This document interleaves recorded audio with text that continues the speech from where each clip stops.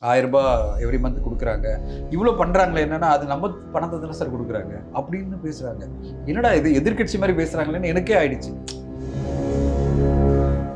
நல்லா பண்ணாங்க சார். நெறைய சப்போர்ட் பண்ணாங்க. பஸ் ஃப்ரீ இதெல்லாம் பண்ணாங்க. இவருக்கு ஒரு சான்ஸ் குடுத்து பார்க்கலாமேன்றாங்க இப்போ. சிரஞ்சீவி சாரோ இல்ல இதெல்லாம் கம்பேரே பண்ண முடியாத அளவு அதீத அன்பு இவர் பேர்ல இருக்கு இப்போ. அதீத அன்பு. எல்லாருக்குமே அதீத அன்புன்றத விட ஒரு ஃபேனடிக் ஃபேனா இருக்காங்க. ஃபேனடிக் ஃபேன். ஏன்னா நம்ம எதிரி யாரை நம்ம தீர்மானிச்சாதான் நம்ம வந்து கரெக்டா போரிட முடியும் அப்படின்ற மாதிரி ஒரு தீர்மானமா அவர் பிளான் பண்ணாரு. அது ஒர்க் ஆயிட்டு இருக்கு. ஒரு நேரத்துல பல்முனை அட்டாக் வந்து டிஎம்கேக்கு தான் நடந்துட்டு இருக்கே தவிர ஏடிஎம்கே மேல பன்முனை அட்டாக்கே இல்ல.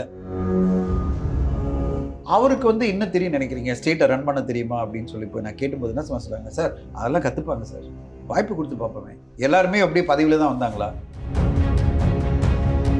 கிட்டத்தட்ட 5 கோடி ஓட்டுக்கு 5 கோடி ஓட்டு விடறதுக்கு வாய்ப்பு இருக்கு.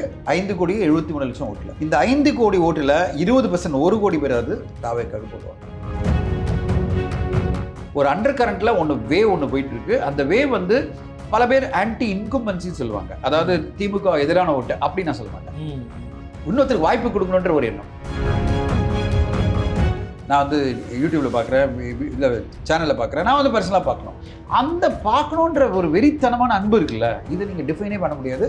அந்த டிஃபைனிங் பண்ண முடியாத அந்த வெறித்தனமான ரசிகர்களுடைய அவங்க தொண்டர்களாக மாறி ஓட்டு போடுறது தான் இந்த எலெக்ஷன் நம்ம பார்க்க போகிறோம்.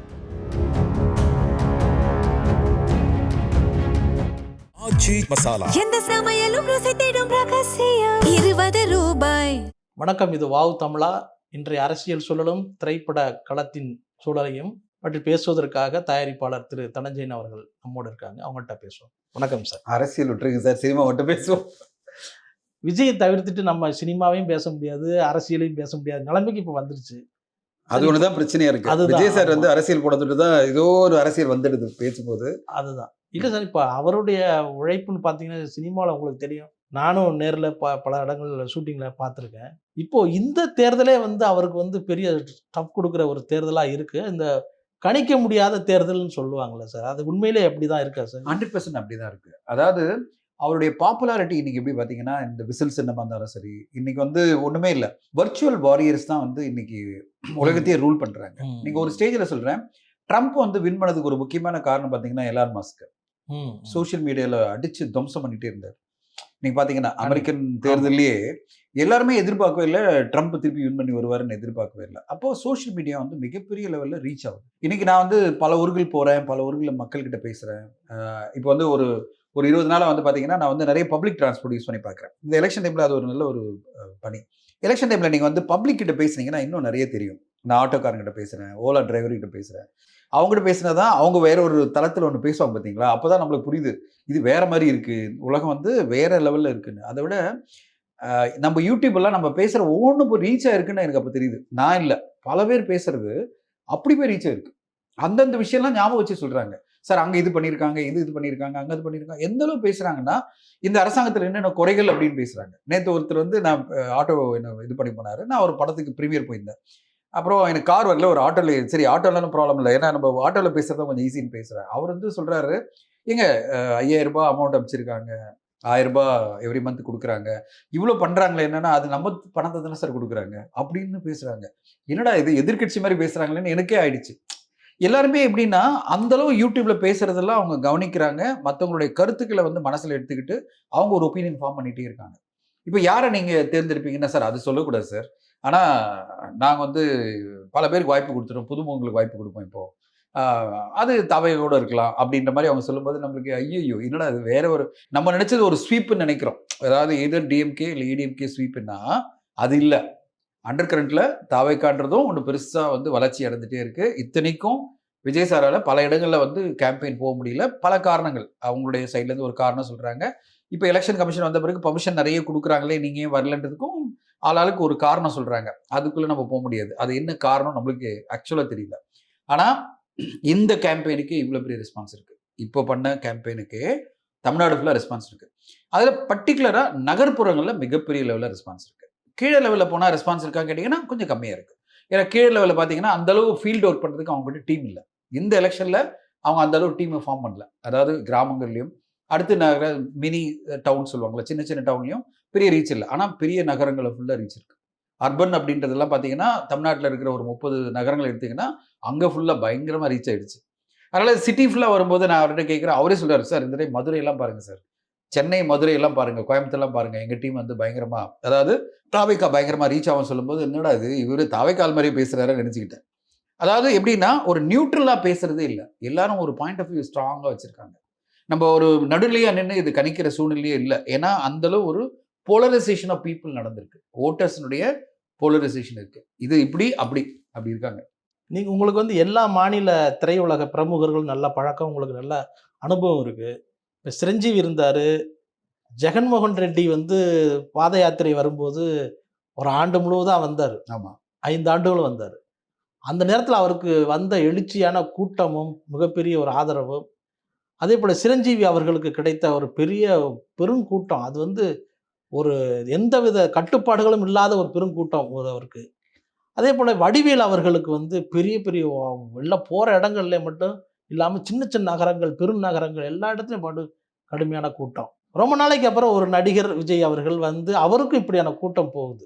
இதை எப்படி நீங்கள் கணிக்க முடியும்னு நினைக்கிறீங்க? நீங்கள் அவர் சொன்ன ஒரு விஷயம் எனக்கு ரொம்ப உடன்பாடு இருக்குது சார். நான் எல்லாருடைய குடும்பத்திலையும் போய் சேர்ந்த பிறகு தான் நான் வந்து அரசியலுக்கு வந்தேன்னு சொன்னார் பார்த்தீங்களா, அது ஆக்சுவலி நடந்திருக்கு. எந்த அளவுனா இவங்க வந்து கரெக்டாக அந்த டீம் வந்து சோஷியல் மீடியாவை யூஸ் பண்ணுறாங்க.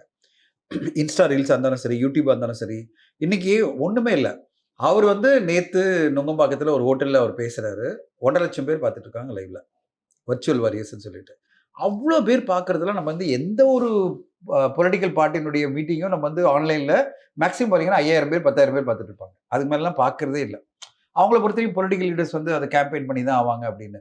எல்லா இடத்துலையும் விஜய் சார் போயிருக்கார்ல, ஃபஸ்ட் டைம் நீங்கள் பார்க்கல யூடியூப்பில். ஆனால் அந்த வர்ச்சுவல் வாரியர்ஸுடைய டெடிக்கேஷனோ ஆர் அந்த அன்பு இருக்குது பார்த்தீங்களா விஜய் சார் மேலே, அது பார்க்கும்போது எனக்கு பிரமிப்பாக இருக்குது. நேற்று எடுத்தோடனே நான் அதை போய் நேராக அந்த யூடியூப்பில் ஆன் பண்ணிவிடுவேன். நான் வந்து லேப்டாப்பில் ஆன் பண்ணி பார்ப்பேன் எவ்வளோ பேர் பார்க்குறாங்க. 1 லட்சம் பேர் 1.5 லட்சம் பேர் பார்த்துட்டு இருக்காங்க. இது வந்து ஃபேக்கானது கிடையாது. நீங்கள் லாகின் பண்ணியிருந்தா தான் நீங்கள் பார்க்க முடியும்.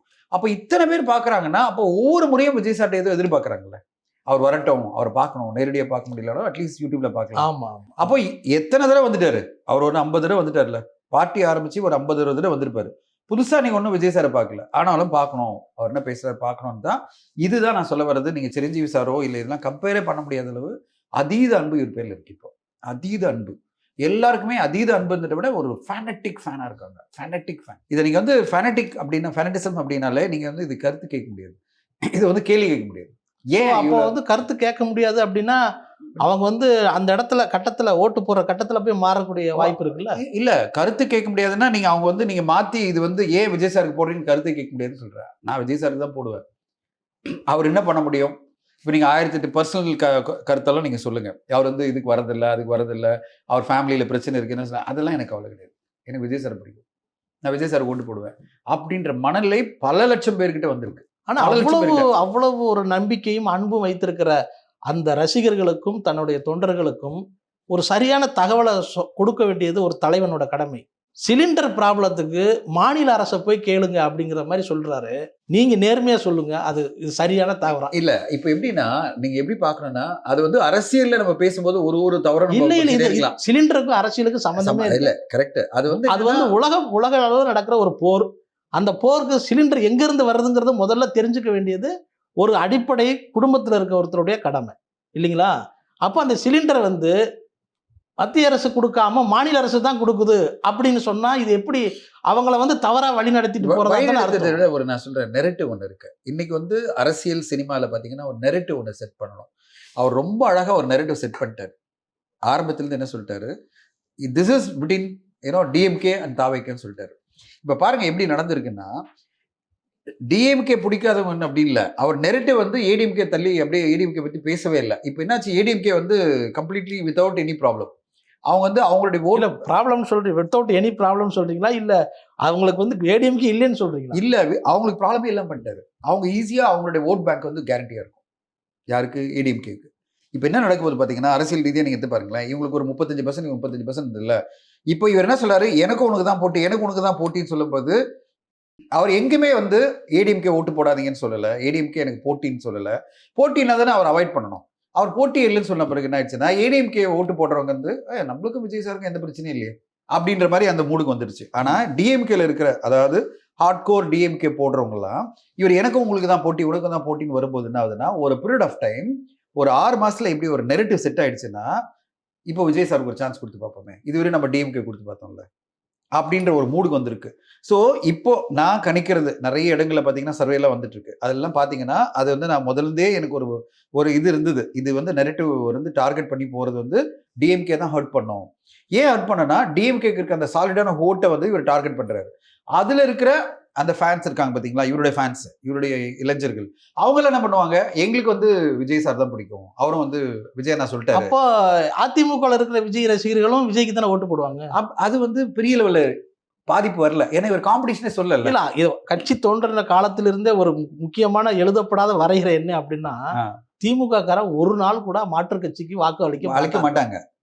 ஆனா என்ன பிரச்சனை வரும்னா, எப்போ வந்து இவர் திருப்பி எனக்கு வாய்ப்பு கொடுங்க, எனக்கும் இவங்க தான் போட்டி. இப்போ 2 பேரும் போட்டின்னு சொல்லி தான் வச்சிங்களேன், 2 பேரும் ஈக்குவலா ஹர்ட் ஆவாங்க.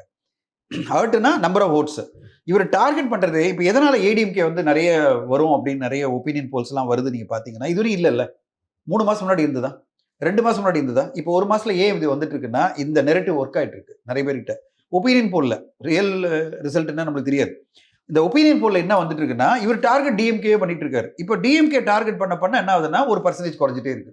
ஒரு 4-5% அவங்களாம் வந்து நம்ம தாவேக்காவுக்கு ஒரு சான்ஸ் கொடுத்து பார்க்கலான்னு வரும்போது 20%. இப்போ எல்லா தொகுதி எடுத்து பாருங்களேன், குறைந்தபட்சம் 15%, அதிகபட்சம் 30% போகுது தாவேக்கா.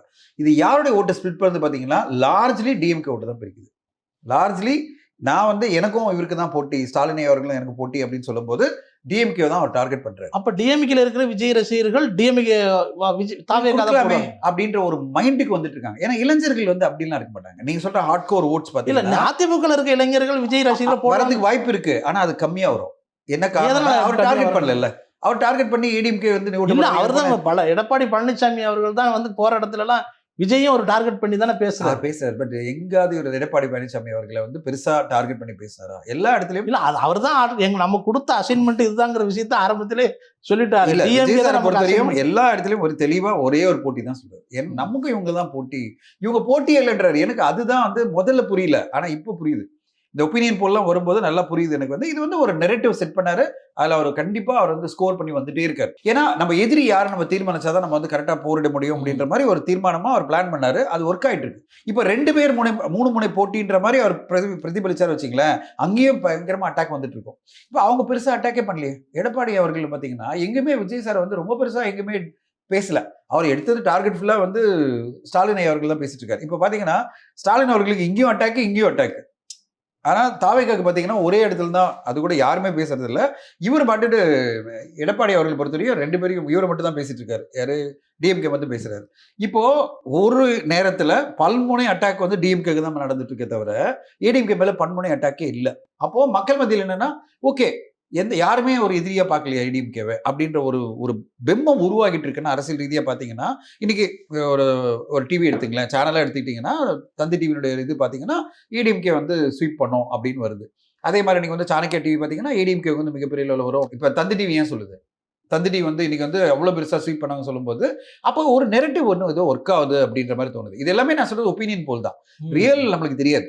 இந்த அண்டர் கரண்ட்ல நடந்துட்டு இருக்குன்னு தான் சொல்றேன். இப்போ இதை வந்து நான் வந்து முதல்ல ஆரம்பிக்கும் சொன்னதுதான். இது ஆட்டோக்காரங்க பேசும்போது, டாக்ஸி டிரைவர் பேசும்போது, பப்ளிக் கிட்ட பேசும்போது, நான் என்னுடைய செக்யூரிட்டி எல்லாருமே நான் பேசுவேன், வேலைக்காரங்கிட்ட பேசுவேன். அவங்க எல்லாம் சொல்ற ஒரே வார்த்தை, சார் நல்லா பண்ணாங்க சார், நிறைய சப்போர்ட் பண்ணாங்க, பஸ் ஃப்ரீ இதெல்லாம் பண்ணாங்க, இவருக்கு ஒரு சான்ஸ் கொடுத்து பார்க்கலாமேன்றாங்க. இப்போ இப்படிதான் வந்து எல்லாம் பேசும்போது இல்ல, அதை தான் நான் கேட்கிறேன். இப்படிப்பட்ட நம்பிக்கை வைத்திருக்கிற ஒரு தலைவன் வந்து சிலிண்டர் வந்து அன்றாட யூஸ் பண்ற சிலிண்டர் வந்து மாநில அரசுகிட்ட தான் கேட்கணும் அப்படிங்கிற மாதிரி சொல்றாரு. அவரு தவறாக வழி நடத்துறாரு தானே அர்த்தம். நீங்க இப்படி சொல்றீங்கல்ல, நான் வந்து நிறைய கேட்டேன். இல்ல சார், என்ன பண்ணுவீங்க? இல்ல அது நீங்க அதுக்கான பதில மட்டும் சொல்லிட்டு அடுத்த கேள்விக்கு போயிடலாம். பாருங்க, நம்ம சில டைம் பேசும்போது ஸ்லிப்பா பேசிருக்கலாம், அவர் அதை வந்து மறந்து போயிடும், தெரியாம கூட பேசிருக்கலாம். அது பெரிய விஷயம் இல்லை. நான் வந்து பல பேர்கிட்ட கேட்கிறேன், அவருக்கு வந்து என்ன தெரியும் நினைக்கிறீங்க, ஸ்டேட்டை ரன் பண்ண தெரியுமா அப்படின்னு சொல்லி போய் நான் கேட்டும்போது என்ன சொல்லுவாங்க, சார் அதெல்லாம் கத்துப்பாங்க சார், வாய்ப்பு கொடுத்து பார்ப்போமே. எல்லாருமே அப்படியே பதவியில தான் வந்தாங்களா? புதுசா பல பேர் வந்து எம்எல்ஏ ஆகி அப்புறம் பல வருஷங்களா இல்லையா? அதெல்லாம் வந்து 6 மாசத்துல கத்துப்பாங்க சார். ஐஏஎஸ் ஆஃபீஸ் தானே இருக்காங்க. எந்த அளவு பேசுறாங்கன்னா, ஸ்டேட் கவர்மெண்ட் ரன் பண்றதே ஐஏஎஸ் ஆஃபீஸரும் ஐபிஎஸ் ஆஃபீஸர் தான் சார். இவர் கரெக்டான ஒரு லீடர் தான் பொறுமை, இவங்க ரன் பண்ண முடியும் சார். இதெல்லாம் ஒன்றும் பெரிய விஷயம் இல்லை சார். நம்ம அனுபவம் இல்லையே, எடுத்த உடனே எப்படி ஒரு ஸ்டேட்டை வந்து ரன் பண்ண முடியும் அப்படின்ற கேள்விக்கெல்லாம் மக்களே பதில் வச்சிருக்காங்க. அதை தான் சொல்ல விரும்புறேன். மக்கள் கிட்ட எல்லாத்துக்கும் பதில் இருக்கு. அவங்க எடுக்கிற முடிவுக்கு ஒரு பதில் வச்சிருக்காங்க. அவருடைய நீங்க இவ்வளவு சொல்றீங்கல்ல, ஒரு சிலிண்டரை பத்தி சொல்றீங்க. பர்சனலா நான் கேட்கிறேன் சார், பர்சனலா நிறைய பேர் அலிகேஷன் பண்றாங்கல்ல, இந்த மாதிரி ஃபேமிலி பிரச்சனை இருக்கு, இதை பத்தி எல்லாம் உங்க கருத்து சார்? அது வேற. அது உண்மையிலே நானே சொல்றேனே, பர்சனலா இருக்கிறது வேற சொல்றாங்க. ஆனா அது அவருடைய இந்த அறியாமை வந்து அரசு ஆட்சி கொடுக்கும் பொழுது அங்க என்ன நடக்கும் அப்படிங்கிறது வந்து அவங்கள பொறுத்தவரைக்கும் சீரியஸா எடுத்துக்கவே இல்லை. அவங்க வந்து மக்களை பொறுத்த அப்போ அவங்களுக்கும் அதை பத்தி தெரியல, அவங்க கண்டுக்கவே இல்லை. நீங்க பாத்தீங்கன்னா மக்கள் வந்து இதை பத்தி எல்லாம் கண்டுக்கவே இல்லை. நீங்க சொல்ற இந்த நாலேஜ் இல்லையா, இதை பத்தி தெரியலையா, அதெல்லாம் அவங்களுக்கு கவலை கிடையாது. அவங்கள பொறுத்தவரையும் இவருக்கு ஒரு சான்ஸ் கொடுத்து பார்க்கலாமே. இந்த லைன் எப்படி வந்துச்சுன்னா, அவர் சொன்ன நெரேட்டிவ் எங்க ஒர்க் ஆகுதுன்னா, எனக்கும் திமுக தான் போட்டி அப்படின்ற நெரேட்டிவ் ரீச் ஆயிடுச்சு. அடுத்ததா என்ன ரீச் ஆயிடுச்சுன்னா, எனக்கு ஒரு வாய்ப்பு கொடுங்க, இந்த எனக்கு ஒரு வாய்ப்பு கொடுத்து பாருங்க, நான் உங்களுக்கு ஏமாத்த மாட்டேன், உங்ககிட்ட காசு எடுக்க போறது இல்லை. இவர் சொன்ன அந்த 2-4-5 லைன்ல வேற எதை பத்தியுமே கவலைப்படல அவங்க. அவர் ரூல் பண்ண முடியுமா, அவருக்கு வந்து எக்ஸ்பீரியன்ஸ் இருக்கா, அவர் எங்கிருந்து இதெல்லாம் ஃபண்ட்ஸ் எல்லாம் ரெடி பண்ண போறாரு, எனக்கு இவ்வளவு கொடுக்குறேன்னு சொல்றாரு, விஜய் சார் சொன்னா பண்ணுவாரு அப்படின்ற மனநிலை வந்துருச்சு அவங்களுக்கு. அதாவது விஜய் சார் சொல்றாருன்னா, நான் வந்து ஏமாத்த மாட்டேன், வார்த்தை கொடுத்துட்டா அதை கண்டிப்பா நிறைவேற்றுவேன் அப்படிலாம் அவர் சொல்லும்போது இவங்க நம்ப ஆரம்பிச்சிட்டாங்க. இதை வந்து பல லட்சம் பேர் நம்ப ஆரம்பிக்கும் போது ஒரு அண்டர் கரண்ட்ல ஒரு வேவ் ஒன்று போயிட்டு இருக்கு. இது எப்படிப்பட்ட ஒரு மாற்றம் வரும் அப்படின்றத 6 நாள் தான் இருக்கு நம்மளுக்கு. இன்னைக்கு வந்து நம்ம 17ஆம் தேதி பேசிட்டு இருக்கோம். 6 நாள் எல்லாம் தெரிஞ்சிட போகுது. 6 நாள் பிறகு நம்மளுக்கு வந்து எக்ஸிட் போல் வரும். அது பிறகு நம்ம வந்து ரியல் எலெக்ஷன் ரிசல்ட்டை பார்க்க போறோம். பட் என்னன்னா, அண்டர் கரண்ட்ல ஒரு பெரிய ஒரு விஷயம் போயிட்டு இருக்கு மக்கள் மத்தியில. நெகட்டிவ் எல்லாம் கிடையாது, டிஎம்கே நெகட்டிவ்ன்றது அதெல்லாம் கிடையாது. இவருக்கு ஒரு சான்ஸ் கொடுத்து பார்க்கலாமே. சரி, அப்படியே சான்ஸ் கொடுத்து பார்த்தாலுமே அதிமுகவுக்கு 32, திமுகவுக்கு ஒரு 30% பெர்மனண்டான வாக்குகள் இருக்கும் பொழுது இவருக்கு எங்கிருந்து அப்படி ஒரு இணையான ஒரு நீங்க பார்க்க தான் போறீங்க. சதவீதம் எப்படி வரும்? அது நான் ஒரு அனாலிசிஸ் போட்டிருந்தேன். அதுல பாத்தீங்கன்னா 41% ஓட்டுகள் வந்து லெஸ் தென் 39 இயர்ஸ். அது எப்படி சார் வரும்? என்ன பாருங்க சார், நமக்கு நான் என்ன சொல்றேன், நம்ம ரெண்டு பேசினாலே இல்ல 41% வந்து இப்ப இருக்கிற ஓட்டர்ஸ் வந்து லெஸ் தென் 39 இயர்ஸ். அது ஓட்டு நம்பர் 2.38 crore ஓட்டர்ஸ். 41% வந்து 39 வயசு கீழே இருக்கவங்க. அதுல 50% எடுத்துங்க. எல்லாருமே இவருக்கு போடணும் அப்படிலாம் அவசியம் இல்லை, தாவேக்காவுக்கு போடணும்னு அவசியம் இல்லை. அந்த 2.38 crore 1.19 crore மட்டுமே அவர் போட்டாலே வந்து மிகப்பெரிய லெவல்ல ரீச் அவருக்கு. ஓகேங்களா? எவ்வளவு சதவீதம் இருக்கும் நீங்க நினைக்கிறீங்க? எனக்கு தெரிஞ்சு 20% கண்டிப்பா இருக்கும் அவருடைய ஓட்டு பர்சன்டேஜ். இப்போ நான் வந்து ஒரு கால்குலேஷன் பண்ணி நான் சொன்னேன், 5,73,00,000 ஓட்டுகள் தமிழ்நாட்டில் இருக்கு. அதில் என்னுடைய கணிப்பு என்னன்னா, மினிமமா 85% வரும் இந்த எலெக்ஷன்ல. ஏன்னா ஒரு பெரிய அவேர்னஸ் ஒன்று இருக்கு, எல்லாரும் ஓட்டு போடணும்னு நினைக்கிறாங்க. இப்போ பாண்டிச்சேரி மக்கள் எப்படி ஒரு 92% போட்டாங்களோ, இங்க ஒரு 85% போட்டாங்கன்னா கிட்டத்தட்ட 5 கோடி ஓட்டுகள் வரும். 5 கோடி ஓட்டு விடுறதுக்கு வாய்ப்பு இருக்கு. 5,73,00,000 ஓட்டுல இந்த 5 கோடி ஓட்டுல 20%, 1 கோடி பேராவது தாவேக்காக போடுவாங்க. 1 கோடி பேர் இளைஞர்கள். ஏன்னா 29 வயசு கீழே இருக்கிறது பாத்தீங்கன்னா 1.25 crore ஓட்டர்ஸ். அதிமுகவுக்கு 1.5 கோடி வாக்குகள்லாம் இருக்குன்னு சொல்லி 5 கோடி இருக்குல்ல டோட்டல் ஓட்டு. இவருக்கு 1 கோடி வரும், அவங்களுக்கு 1.5 வரும், இவங்களுக்கு 1.5 வரும், மீதி பேருக்குலாம் 1 கோடி வரும். அப்போ என்ன ஆக போகுது பாத்தீங்கன்னா, இவருக்கு 1 கோடி கேரண்டி தான் சொல்றேன் தவிர 1 கோடி மேல எவ்வளவு வாங்குவாரு என்னால கணிக்க முடியல. என்னால வந்து 1 கோடி கேரண்டி பண்ண முடியும். நான் வந்து டெஃபினட்டா என்ன கேட்கும்போது யார் கேட்டாலும் என்னோட ஒப்பீனியனா நான் என்ன சொன்னேன், இவருக்கு டெஃபினட்டா இந்த டைம் ஆச்சரியப்படும் வகையில் 20% ஓட்டு வரும். அதாவது 5 கோடி ஓட்டோ இல்லை 4.9 crore, அதுல 20% கண்டிப்பா அடிப்பார். இப்போ 20% அடிச்சதுனால என்ன ஆகும்னா, தொகுதியில இந்த ரிசல்ட்ல வேற மாதிரி இருக்க போகுது.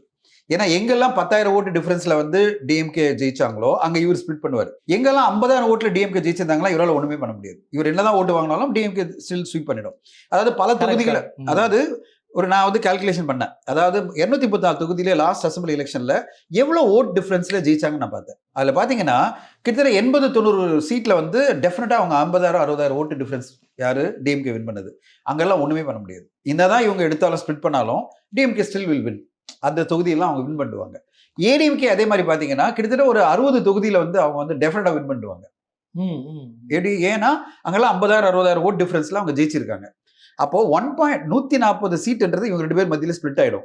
இப்போ மீதி இருக்குது பாத்தீங்களா, அந்த 90 சீட்டு, அந்த 90 சீட் மாட்ட போகுது. இந்த 90 சீட் என்ன ஆகும்னா, யார் மேல யாருக்கு அதிகமான ஓட்டு டிவைட் பண்றாரோ யாரு தாவேக்கா, அதுக்கேற்ற மாதிரி மாறும். அந்த 90 சீட்ல இவர் எவ்வளவு அடிப்பாருன்னு தெரியாது. ஒருவேளை இவர் வின் கூட பண்ண முடியும். ஒரு 30-40 சீட்டை வந்து தாவேக்கா வின் கூட பண்ண முடியும். அப்ப மீதி 60 சீட் யாருக்கு போதோ அவங்க தான் ரூல் பண்ண போறாங்க. So it's not a guaranteed victory for one particular பார்ட்டின்றதெல்லாம் நம்ம வந்து நம்பலாமே தவிர மக்கள் அந்த மாதிரி ஓட்டிங் பேட்டர்னா தெரியல. ஏன்னா இவருடைய இந்த 20% ஓட்டு எங்கெல்லாம் டிவைட் ஆக போகுது, கான்ஸ்டிடுவன்சி பை கான்ஸ்டிடுவன்சின்றதை எடுத்தீங்கன்னா ரூரல்ல போனீங்கன்னா 10,000 ஓட்டு தான் எடுப்பாங்க. 10,000 20,000 ஓட்டு வரும். ஆனா சிட்டி வரும்போது 40,000 ஓட்டு எடுப்பாங்க. 30,000 40,000 ஓட்டு அடிப்பாங்க. அப்போ 30,000 40,000 ஓட்டு அடிச்சாங்கன்னா என்ன ஆகும்? யாரோட ஓட்டு எடுக்க போறாங்க அவங்க? அவ யார் ஓட்டு எடுப்பாங்கன்னு நினைக்கிறீங்க? இதுதான் சொல்றேன். இந்த நெரேட்டிவ்னால டிஎம்கே ஓட்டு நிறைய அடிச்சாங்க வச்சுங்களேன். ஆனா என்னன்னா இது வரைக்கும் இருந்த தேர்தல்கள்ல ஆளும் கட்சி அதிமுக இருந்தாலும் சரி தான், திமுக இருந்தாலும் சரி, அவங்களுக்கு வந்து எதிர்ப்பு சிந்தனை உள்ள வாக்காளர்கள் நிறைய பேர் இருப்பாங்க. ஆனா இந்த தடவை வந்து திமுகவுக்கு அந்த மாதிரி எதிர்ப்பெல்லாம் எதிர்ப்பு இன்ஃபேக்ட் நம்ப மாட்டீங்க. எல்லாருமே சொல்றது வந்து மு.க. ஸ்டாலின் ஐயா அவர்கள் மேல மிகப்பெரிய மரியாதை. ஒரு டிக்னிஃபைடான ஒரு ஸ்டேட்மென்ட்ஷிப்பான ஒரு லீடர் அவரு. அவர் வந்து எல்லாரும் அரவணைச்சிட்டு போறாரு. விஜய வந்து எஃப்ஐஆர் பட்டியலே சேர்க்கலன்னா பாருங்க, இதை விட ஒரு அன்பு வந்து அவர் அன்பு எல்லாருமே அன்பு வச்சிருக்காரு. அவர் என்ன சொல்றாரு, எனக்கு எதிரி கிடையாது, எதிர்கட்சி தானே தவிர எதிரி கிடையாது. எந்த தலைவனும் வந்து தன்னுடைய தொண்டர்கள் மரணிப்பதை வந்து விரும்ப மாட்டாங்க. அவர் ரொம்ப அன்பா எல்லாரையும் ட்ரீட் பண்றாரு. எடப்பாடி ஐயர்களே அவர் வந்து இந்த மாதிரி தப்பாலாம் பேசல. ஸோ என்னன்னா அவர் எல்லாருமே வந்து எடப்பாடியும் அப்படிதான், அவ்வளோ மட்டமாலாம் அவர் பேச மாட்டாரு. சும்மா சின்ன சின்ன ஆர்குமெண்ட்ல போயிட்டு இருக்கு. அதெல்லாம் எலெக்ஷனுக்காக. அது பிறகு எல்லாரும் ஃப்ரெண்டாக தான் இருப்பாங்க. அது பிறகு ஒன்னா தான் இருப்பாங்க. ஒரு 2 பேரும் ஃப்ரெண்டாக தான் இருப்பாங்க. அவங்களுக்குள்ள அந்த மரியாதை இருக்கு. அதாவது ஒருத்தர் கொடுக்குற மரியாதை கொடுத்து தான் இருக்காங்க. இப்போ 2 பேர் மத்தியிலையும் அந்த ஒரு மரியாதை இருக்க தொட்டு நான் அந்த எலெக்ஷனாக பார்க்கும்போது எல்லாருமே சொல்றது எடப்பாடி அவர்கள் வந்து ரொம்ப சிறப்பான ஒரு மனிதனா, ஸ்டாலின் அவர்கள் வந்து மிகச்சிறப்பான ஒரு நல்ல அன்பு கொண்ட சாதாரண மனிதர்களோட மூவ் பண்ற ஒரு மனிதர் அப்படின்ற ஒரு அபிப்பிராயம் நிறைய இருக்கு. ஆனா யங்ஸ்டர்ஸ் கிட்ட இந்த இதெல்லாம் அவேர்னஸ் கிடையாது. அவர் நல்ல மனிதன் தான், அதெல்லாம் இல்லை. எனக்கு விஜய் சார் பிடிக்கும். இதுக்கு நீங்க லாஜிக்கே பண்ண முடியாது. அதுக்கு தான் நான் அந்த ஃபேனட்டிக் ஃபேன் அப்படின்னு சொன்னேன். இந்த ஃபேனட்டிக் ஃபேன்ஸ்க்கெல்லாம் ஓட்டு இருக்கு கையில. நீங்க 15 வயசு பேசல, 18 19 20 வயசு இருக்கிற ஓட்டிங் இருக்கிற ஃபேனட்டிக் ஃபேன்ஸை பத்தி பேசிட்டு இருக்கோம். அவங்க எல்லாம் ஓட்டர் தான். ஆனா அவன் ஃபேன் ஃபர்ஸ்ட், இப்பவும் ஃபேனு. அவனுக்கு விஜய் சார் எலெக்ஷன் நிற்கிற நான் ஓட்டு போடுவேன். நீங்க சிரஞ்சீவி சார்லாம் கம்பேர் பண்ணீங்களா, அவங்களுக்குலாம் ரசிகர்கள் இருந்தாங்க. இது ஃபேனட்டிக் ஃபேன். ஃபேனட்டிக் ஃபேன் அப்படின்னா டிஃபைனே பண்ண முடியாது. இவங்ககிட்ட வந்து நீங்கள் எக்ஸ்பிளைனே பண்ண முடியாது, லாஜிக் பேச முடியாது. நான் ஓட்டு போடுவேன், எனக்கு வந்து விஜய் சார் தான். இல்லைன்னா வெயில் கொளுத்திட்டு இருக்கு, லட்சக்கணக்கான பேர் ரோட்ல வந்து நிற்பாங்களா? ரோட்ல போய் நின்றுட்டு இருப்பாங்களா? ஆமா, ஒரு பெண்ணோட தாலியை கூட திருடிட்டு போயிட்டாங்க. அதாவது சென்னை சிட்டில வந்து அவ்வளவு கூட்டம் வந்து நிக்குது. எனக்கு ஆச்சரியமா இருக்கு. சென்னை சிட்டில எல்லாரும் வேலை பண்ணிட்டு இருப்பாங்க. என்ன சொல்றீங்க? வேலை இல்லாம யாரும் கிடையாது. ஆளாளுக்கு அவங்கவுங்க ஆஃபீஸ் வேலையில் இருப்பாங்க. ஆனால் எல்லாத்தையும் விட்டுட்டு ரோட்டில் நிற்கிறாங்கன்னா 2 மணி நேரம் 3 மணி நேரம் வந்து நிற்கிறாங்கன்னா எதுக்கு? எனக்கு விஜய் சாரை பார்க்கணும், நேரடியாக பார்க்கணும் விஜய் சாரை. நான் வந்து யூடியூப்ல பார்க்குறேன், இல்லை சேனலில் பார்க்குறேன், நான் வந்து பர்சனலாக பார்க்கணும். அந்த பார்க்கணுன்ற ஒரு வெறித்தனமான அன்பு இருக்குல்ல, இதை நீங்கள் டிஃபைனே பண்ண முடியாது. அந்த டிஃபைனிங் பண்ண முடியாத அந்த வெறித்தனமான ரசிகர்களுடைய அவங்க தொண்டர்களாக மாறி ஓட்டு போடுறது தான் இந்த எலெக்ஷன் நம்ம பார்க்க போகிறோம். ஆனா இவருடைய பல பிரச்சார கூட்டங்களை வந்து ரத்து பண்ணிட்டே போயிட்டு இருக்காரு சார். இந்த மாதிரியான ஒரு தீவிர பிரச்சாரம் இல்லாத இந்த சூழல் வந்து அவருக்கு இந்த வகையில கை கொடுக்கும்னு நினைக்கிறீங்க? முடிஞ்சிருச்சு. இப்போ நம்ம இதுமே பேசி பிரயோஜனம் இல்லை. இப்போ 4 நாள் தான் இருக்கு நம்மளுக்கு. 21 தேதி லாஸ்ட் டே கேம்பெயின். இப்போ 17, இன்னும் 4 நாள் தான் இருக்கு. 18 19 20 21. இப்போ இந்த 4 நாள் வந்து நம்ம கமெண்டே பண்ண முடியாது. அவரால் முடிஞ்சது அவர் பண்ண போறாரு. அவர் வந்து என்னென்ன பண்ண முடியுமோ பண்ண முடியாது. அவருக்குன்னு என்ன ரெஸ்ட்ரிக்ஷனு, என்ன கன்ஸ்டன்ஸ் இருக்கு, ஏன் அதை பண்ண மாட்டேன்றாரு அப்படிலாம் நம்மளால எக்ஸ்பிளைன் பண்ண முடியல. பட் இதுவே இவ்வளவு பெரிய தாக்கத்தை ஏற்படுத்தி இருக்குன்னா, இதை தாண்டி அவர் பெருசா பண்ணிதான் என்ன இருக்கும் அதை நினைச்சு பாருங்க. இதை தாண்டி அவர் பெருசா எலெக்ஷன் கேம்பெயின் வந்து ஒரு நாளைக்கு இப்போ எப்படி வந்து ஒரு சீமான் அவர்கள் வந்து ஒரு 4-5 ஊருக்கு போறாரு. இப்போ உதயநிதி ஸ்டாலின் சார் பாத்தீங்கன்னா 6 ஊருக்கு போறாரு. அவருடைய இது பாத்தீங்கன்னா டிராவல் அப்படி இருக்கு. ஸ்டாலின் ஐயா அவர்கள் வந்து 2 ஊருக்கு எவ்ரிடே கேம்பெயின் பண்றாரு. 5 மணிக்கு ஒரு இடத்துல, 7 மணிக்கு ஒரு இடத்துல பண்றாரு. எடப்பாடி அவர்கள் 4 இடத்துல பண்ணிட்டு இருக்காரு. அதெல்லாம் இவர் பண்ணியிருந்தாருன்னா என்ன இருக்குன்னு நினைச்சு பாருங்க. இது வேற மாதிரி போயிருக்கும். ஓகேங்களா? அவர் ஏதோ ரீசனால அதை பண்ணல. நம்ம அதை பத்தி பேச வேண்டியதுல இப்போ 4 நாள் தான் இருக்கு, அதை விட்டுருவோம். இந்த கேம்பெயினுக்கே இவ்வளவு பெரிய ரெஸ்பான்ஸ் இருக்குல்ல, அதுதான் இன்னைக்கு தமிழ்நாடே பார்த்து சர்ப்ரைஸா இருக்கு. அதோட இன்னைக்கு எலெக்ஷன் போல்ஸ்டர்ஸ் எல்லாம் என்ன சொல்றாங்கன்னா, சட்டா அப்படின்னு சொல்லுவாங்க. சட்டான்றது வந்து பெட்டிங் கட்டுறது. இந்த பெட்டிங் கட்டுறது பார்த்தீங்கன்னா வெஸ்ட் பெங்காலில் பெட் பண்றாங்க. அங்க டிஎம்சி தான் திருப்பி வரும். அங்க வந்து அவங்க தான் ட்ரிபியூனல் காங்கிரஸ் தான் வரும். அஸ்ஸாம் பொறுத்தவரையும் என்டிஏ தான், விச் இஸ் பிஜேபி தான் வரும்னு சொல்லிட்டாங்க. கேரளா பொறுத்தவரையும் டிவைடடாக இருக்குது, ஆனால் லார்ஜ்லி காங்கிரஸ் பேஸ்டு யூடிஎஃப் வரும் அப்படின்னு சொல்கிறாங்க. ஓகேங்களா? பாண்டிச்சேரியில் என்டிஏ தான் வரும் அப்படின்னு சொல்கிறாங்க. என்னதான் இருந்தாலும் என்டிஏ தான் வந்துடும், வாய்ப்பே கிடையாது, ரங்கசாமி அவர்களுடைய தலைமையில் வந்துடுன்றாங்க. தமிழ்நாடு பொறுத்தவரையும் யாருமே பெட்டு கட்ட விரும்பல. சட்டா, அதாவது ஆல் இண்டியா லெவலில் பெட்டு கட்டுற அமைப்புகளே தமிழ்நாடு எலெக்ஷன் வந்து பெட்டு கட்ட வேணாம். ஏன்னா ஒரு மிகப்பெரிய ஃபோர்ஸ் ஒன்று வந்திருக்கு. அந்த ஃபோர்ஸ் என்ன மாதிரி தாக்கத்தை ஏற்படுத்த போகுதுன்னு கணிக்க முடியல.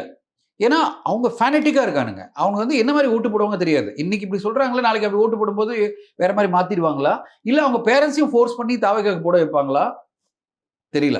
இப்போ நான் சொன்னேன்ல, ஒரு ஆட்டோ டிரைவர் வந்து எங்கிட்ட போய் திரும்ப சொன்னார். நான் கேட்டேன், நீங்கள் எப்படி சார் அரசியல் கலை உங்கள் ஊரில் மாதவரத்தில் இருக்கேன் சார். என்ன பண்ணுறீங்க அப்படின்னா, எனக்கு மகள் மகன் இருக்கான் சார், மகன் வந்து தாவைக்கா தான் ஓட்டு போடணும்னு சொல்லிட்டான் அப்படின்னாரு. அப்புறம் மகள் என்ன சொன்னாங்க, மகள் கல்யாணம் பண்ணி கொடுத்துட்டேன் சார், ஏன்னா ஓட்டு இங்கே தான் இருக்குது, லாஸ்ட் இயர் தான் கல்யாணம் பண்ணி கொடுத்தேன், ஓட்டு இங்கே தான் இருக்குது. மகள் சொல்லிட்டா, அப்பா காலைல எலெக்ஷன் அன்னைக்கு வீட்டுக்கு வந்துடுற, நம்மளாம் ஒன்றா போயிட்டு தாவைக்கா ஓட்டு போடணும்னு சொல்கிறா. என்னங்க இது, அப்போ நீங்கள் என்ன சார், நான் வந்து திமுக அப்படின்னாரு. நான் வந்து திமுக, என் ஒய்ஃபு திமுக தான், பட் ஆனால் இவங்க ஃபோர்ஸ் பண்ணுறாங்க சார் என்ன, ஆனால் நான் விட மாட்டேன். இல்லை அது எப்படி நம்ம அந்த இடத்துல போய் முடிவு பண்ணுறது தானே. அது அவர் சொல்றாரு, நான் வந்து திமுக ஆளு தான், பட் ஆனால் எனக்கு வந்து என் மகள் வந்து ஃபேமிலிக்குள்ள சொல்றாரு, என் மகள் வந்து நம்ம வந்து போயிட்டு ஓட்டு போடணும்னு சொல்றா, தாவைக்காக்கு இந்த டைம் வாய்ப்பு கொடுக்கலாம்ப்பா அப்படின்றா. சரி அவளை சமாதானப்படுத்தணும், நான் அவளை எவ்வளோ சமாதானப்படுத்தினாலும் அவள் என்ன சமாதானப்படுத்திட்டு இருக்கா, இந்த டைம் ஒரு வாய்ப்பு கொடு விஜய் சாருக்குன்னு. அப்போ பையன் சார் நீங்க ட்ரை பண்ணீங்களா, ஐயோ சார் அவன்கிட்ட பேச முடியாது சார், அவன் தாவைக்கான்னு சொல்லிட்டான், அவன் விசிலுக்கு தான் போடுவேன்றான், அவனை போய் எங்க சார் பேச முடியும் அப்படின்றாரு. அப்போ இந்த இளைஞர்கள் எப்படி இருக்காங்கன்னு அவர் வந்து எங்கிட்ட சொல்றாரு. அதாவது நீண்ட நாளுக்கு அப்புறம் ஓட்டு போடணுங்கிற எண்ணம் வந்து இளைஞர்கள் மத்தியில வந்து இளைஞர்கள் மத்தியில வந்திருக்கு. விஜய் அதுக்கு ஒரு விஜய் தான் காரணம், தளபதி விஜய் தான் காரணம், அவரால் தான் இது நடந்திருக்கு. அந்த இளைஞர்களை நான் என்னால ஓட்டு போட வைக்க முடியும்னு அவர் நம்பினாரு, அது நடந்துட்டு இருக்கு. இப்போ அது அவ்வளவு பெருசா ஒரு மூமெண்ட்டா நடந்துட்டு இருக்கு, இல்லைன்னா இவ்வளவு பெருசா பேச முடியாது. இப்போ எல்லா எலெக்ஷனும் முதல்ல சொல்லும்போது 5%, 8%லாம் சொன்னாங்க. இன்னைக்கு என்ன சொல்றாங்க, எல்லா ஒப்பீனியன் போலும் 15%, 18%, 20% சொல்றாங்க. ஆனா ரியாலிட்டி என்ன, அது 20 நிற்குமா, 30 போய் நிற்குமா, இல்ல சில தொகுதிகளில் 40%, 35% வின் பண்ணிடுவாங்களா, இதெல்லாம் 23ஆம் தேதி பிறகு தான் நமக்கு தெரியும். ஆனா ஒரு அண்டர் கரண்ட்ல ஒன்று போயிட்டு இருக்கு. அந்த வேவ் வந்து பல பேர் ஆன்டி இன்கம்பன்சி சொல்லுவாங்க, அதாவது திமுக எதிரான ஓட்டு அப்படி நான் சொல்ல மாட்டேன். இன்னொருத்தருக்கு வாய்ப்பு கொடுக்கணுன்ற ஒரு எண்ணம், இப்படி கிடையாது, நெகட்டிவான எண்ணம் கிடையாது. அதாவது ஏன்னா திமுக மேல அவங்களால குறை சொல்ல முடியல, ஏன்னா நிறைய நல்ல விஷயங்கள் பண்ணியிருக்காரு, சிஎம் பேர்ல நிறைய அன்பு இருக்கு எல்லாருக்கும், நல்ல ஒரு சிஎம் நம்மளுக்கு கிடைச்சிருக்காருன்னு. ஆனா இன்னொருத்தருக்கு சான்ஸ் கொடுத்து பார்க்கலாமே அப்படின்ற எண்ணம் தான். இப்போ தாவைக்கா மட்டும் இங்க இல்லைன்னு வச்சுங்களேன், it's a straight sweep for DMK அப்படிதான் போயிருக்கும். ஏன்னா அந்த அளவு அவங்க நிறைய பண்ணியிருக்காங்க. நான் கம்பேரிசன்ல வரும்போது அவங்க வந்து ஈஸியா வின் பண்ண போறதுக்கான வாய்ப்பு இருக்கு. ஆனா இப்போ என்ன நடந்துட்டு இருக்குன்னா, இவங்க வந்து பயங்கரமான டஃப் கொடுக்குறாங்க. இந்த டஃப்ல இந்த எலெக்ஷன் அரித்மெட்டிக்ஸ்ல என்ன நடக்க போகுதுன்னா, கம்ப்ளீட்லி ஃபேவர் ஏடிஎம்கே. ஏன்னா ஏடிஎம்கே யாரும் அந்த தாக்கம் இவங்க போய் தாவைக்கானால எந்த பெரிய தாக்கம் ஏற்பட போறது இல்லை. நீங்க அதையும் இன்னொரு பார்வையில நீங்க பார்க்கணும், ஏடிஎம்கே வந்து யாரும் கண்டுக்கவே இல்லை அப்படின்னு பார்த்து. இல்ல நான் அந்த மாதிரி சொல்றேன், ஏடிஎம்கேக்கு ஹார்ட் கோர் ஓட்டர்ஸ் இருக்காங்க, அப்படி கண்டுக்கவே இல்லை. அது அவங்களுக்கு ஒரு பாசிட்டிவா நடந்திருக்கு. இவரை வந்து தாவைக்கா டார்கெட் பண்ணல, இவரு வந்து என்ன பேசினாலும் கடைசியில வந்து இங்க ஒருத்தர் டார்கெட் பண்ணிட்டே இருக்காரு. ஏன்னா டிஎம்கே 2 சைட்ல அட்டாக் ஆயிட்டு இருக்கு, ஒரு சைட்ல என்டிஏ ஒரு அட்டாக், இந்த சைட்ல தாவைக்கா அட்டாக். ஆனா ஏடிஎம்கே ஒரே ஒரு அட்டாக் தான் போயிட்டு இருக்கு, which is only டிஎம்கே. தாவைக்கா சைட்ல அட்டாக்கே இல்லை. அப்போ அவங்க வந்து சேஃபா வந்து அழகா வந்துட்டு இருக்காங்க. இல்லைன்னா இன்னைக்கு இவ்வளவு பெருசா ஒப்பீனியன் போல் எப்படி ஏடிஎம்கே இவ்வளவு வின் பண்ண சொல்ல முடியும்? அது காரணமே என்னன்னா, திடீர்னு ஒரு பாசிட்டிவிட்டி அங்க வந்தது. அது ஒரு நெரேட்டிவா நம்ம நெரேட்டிவ் தான். அந்த நெரேட்டிவ் எப்படி வந்ததுன்னா, பிகாஸ் ஆஃப் விஜய் அவர்கள் எனக்கும் டிஎம்கே தான் போட்டின்னு வரும்போது மக்கள் மத்தியில் ஒரு மாதிரி இம்ப்ரெஷன் என்ன, இந்த டைம் வந்து தாவைக்கா சான்ஸ் கொடுக்கலாம் அப்படின்னு சொல்றாங்களே தவிர ஏடிஎம்கே சான்ஸ் கொடுக்கணும்னு சொல்லவே இல்லை. இந்த டைம் நம்ம தாவைக்கா சான்ஸ் கொடுக்கலாம் சொல்றாங்க, இந்த டைம் டிஎம்கே கொடுக்கணும்னு சொல்ல, தாவைக்கா ஒரு சான்ஸ் கொடுத்து பார்க்கலாமே. என்னை பொறுத்தவரைக்கும் இது ஆன்டி இன்கம்பன்சியா நான் பார்க்க மாட்டேன். இது ஆன்டி இன்கம்பன்சி இல்லை, இன்னொருத்தருக்கு வாய்ப்பு கொடுப்போம். ஏன் கொடுக்கக்கூடாது விஜய் சாருக்கு? ஏன்னா அவர் பெரிய ஆக்டர், இவ்வளோ பெருசாக சம்பாதிச்சிருந்தவர் எல்லாத்தையும் விட்டுட்டு வராரு, நம்மளுக்காக ஒரு வாய்ப்பு கேட்குறாரு, நம்மளுக்கு நல்லது பண்ண தானே வந்திருக்காரு, அவருக்கு எதுவுமே பணம் தேவையில்லை, இவ்வளோ பெரிய பணக்காரர் நமக்காக வராரு அப்படின்ற ஒரு எண்ணம் வந்துருச்சு. நான் பல பேர்கிட்ட அந்த ஒரு ஒப்பீனியன் வரும்போது நான் வந்து நிறைய சோஷியல் மீடியா வீடியோலாம் பார்க்குறேன். சரி, அவர் நெரேட்டிவா அவங்க வந்து வர்ச்சுவல் வாரியரை வச்சுட்டு அதை அந்த வீடியோ தான் எடுத்து போடுவாங்க, நான் இல்லைன்னு சொல்ல. ஆனாலும் ஏதோ ஒரு உண்மை இருக்குல்ல, கொஞ்சமாவது பர்சன்டேஜ் உண்மை இருக்குல்ல, அதில் ஒரு 10%, 100% உண்மை இல்லைனாலும் ஒரு 10% உண்மை இருக்குல்ல. இல்லை, இதுதான் அந்த அண்டர் கரண்ட்டை தான் நம்மளால ஜட்ஜ் பண்ண முடியல. எல்லாருமே நம்மலாம் இப்போ ஒரு அனுமானத்தில் பேசிட்டு இருக்கோம், ஒரு ஏஷியம் தான். ஆனால் அந்த மக்கள் எப்படி ஸ்விங் ஆக போறாங்க அப்படின்றது நம்மளுக்கு 23ஆம் தேதி தெரியும். இப்போதைக்கு என்ன நடந்துட்டு இருக்குன்னா, விஜய் சாரனுடைய அந்த நெரேட்டிவ் கரெக்டாக ஒர்க் ஆயிட்டு இருக்கு. இப்போ சார் இந்த ஜனநாயகன் படம் வந்து வெளியானதுக்கு பிறகு, அதாவது முறைகேடாக, அதாவது சட்டப்படி இல்லாமல் இல்லீகலாக வெளியாகிருக்கிற அந்த சூழலில் அந்த தயாரிப்பாளருக்கு மறுபடியும் ஒரு படம் செய்து கொடுக்க போகிறதாக ஒரு